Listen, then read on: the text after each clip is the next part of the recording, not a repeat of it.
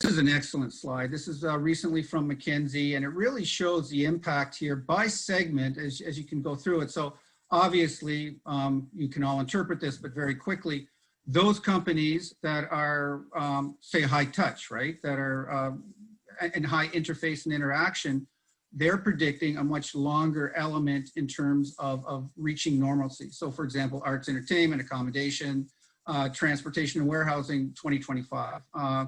Recent forecasts, well, you know, the layoffs are a good proxy in the airline industry right now. So they're not expecting anything relative to where we were till 24. But now, building on Mark's previous point down below, you can see at the very bottom, if we draw your attention to healthcare and social assistance. Healthcare, highly segmented. Some procedures are not optional.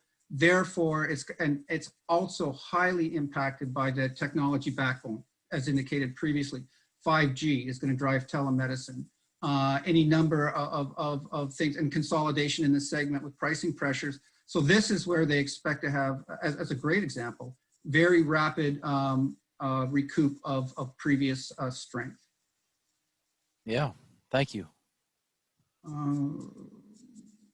Mark, I think you're going. Yeah. So what we found here is this is a little bit of a concept slide. We don't have hard data behind it, but this is through some observations. It basically says that in terms of M&A activity, the market is bifurcated, or really trifurcated, but the two active segments are in the distressed area. We do have a high level of activity, and it's involuntary. So companies, are being kicked out by their bank, or they're in danger of shutting down, and so they're involuntarily going through an M&A process.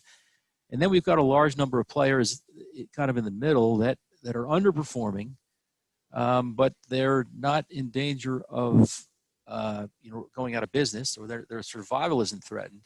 But I think they've come to the conclusion that they're just going to have to muddle through this COVID-19 process until they can get their house in sufficient order that they can raise capital or do a sale, under acceptable terms.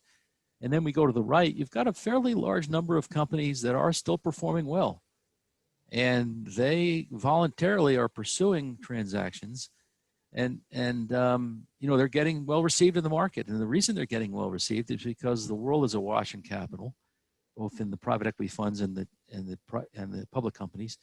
And again, they're more special than they were back in February. And so we really see this market kind of falls out into these three segments.